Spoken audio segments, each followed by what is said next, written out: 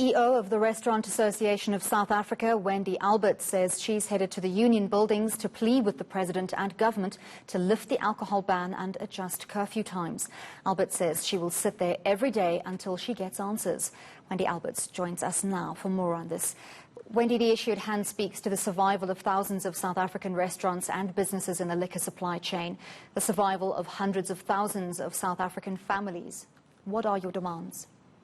Absolutely. You've summed it up quite nicely in one sentence. This is really about the survival of hundreds and thousands of workers that have been laid off permanently, as well as thousands of restaurants who have closed their doors.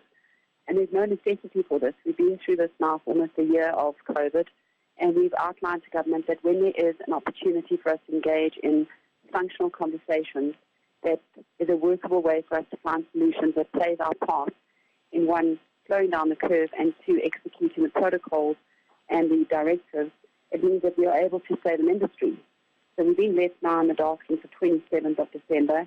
We've certainly played our part, and we are happy to have broader conversations, but we can't just keep debating. We need to have a conclusive way to reopen the industry and not to consistently close the industry in this way. The industry is decimated. We are currently sitting in total darkness, and we need interministerial interventions and conversations by all parts of the different ministerial divisions who are custodians of certain parts of the restaurant sector in order to get to a decision on how we can safely open the restaurant sector, support government in slowing down the curve, and continue to keep the safety of our patrons and staff as the highest priority. Government claims these restrictions on alcohol sales and the curfew are absolutely necessary to save lives. We've seen the impact of the ban on alcohol sales over the festive season. Trauma wards were, so to say, empty. What is your answer to that argument? We're certainly asking government to talk to us. We understand that there is a crisis. We are certainly not COVID experts, but we are legal business operators. And every time we put further restrictions in place, we push this to illicit trade, we put this into illegal operations, and we cause more dramatics on the back end of businesses. So when we start and we put these restrictions in, we're just taking trade away from the restaurants and moving into a different space. We need to be talking to government to find ways to save the industry. So if government feels that this is pertinent to their cause, then there needs to be a backing conversation to freeze the debt that is on the restaurants. We need to have interventions from the banks. We need to freeze our leases with the landlords. And government needs to give us the relief support to keep our businesses afloat and to keep the beautiful people who work in our industry a part of our industry. We cannot bow down to vendor timing issues when we are in a critical state and we are losing businesses. At the end of the day, people who work in our industry also have livelihoods to support. And if we don't have jobs, it's impossible for us to keep those lives afloat.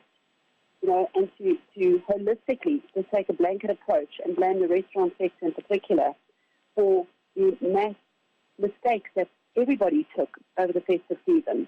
There was illicit trade, there was overcrowding, there was the wage that took place. There were many factors that played a part in the numbers spiraling out of control. But when government came, we supported them. We said, right, for 2 weeks, we supported you. And when we expected the ban to be lifted for 2 weeks, many people carried their business.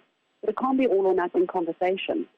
We're sitting now in a position where we are closed and restaurants are closing. We have no light at the end of the tunnel. We don't know how long we have to prepare or plan for.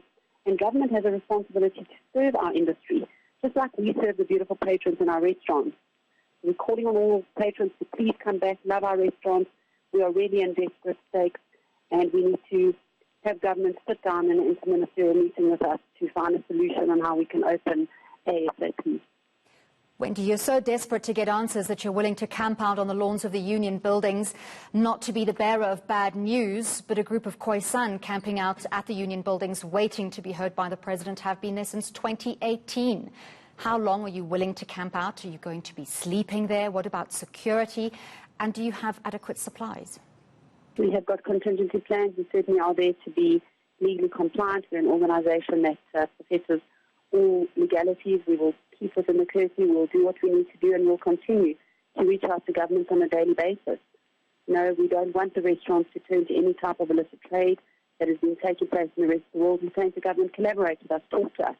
Let us find solutions to keep these beautiful businesses open. They've been iconic to building the landscape of South Africa.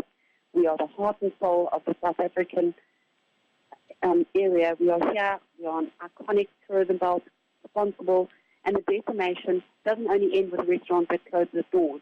The extension on that to drivers, to taxis, to food suppliers, to bread makers, to bakers, and to anybody else who has temporary employment within our sector, they are all at stake. And we're at a critical stage now because there is no relief for TERS and there's no further relief on the UIS for the staff that's been laid off. And I think government certainly has a responsibility to sit down and serve the industry. Well, thank you very much for taking the time to speak to us. That was CEO of the Restaurant Association of South Africa, Wendy Alberts.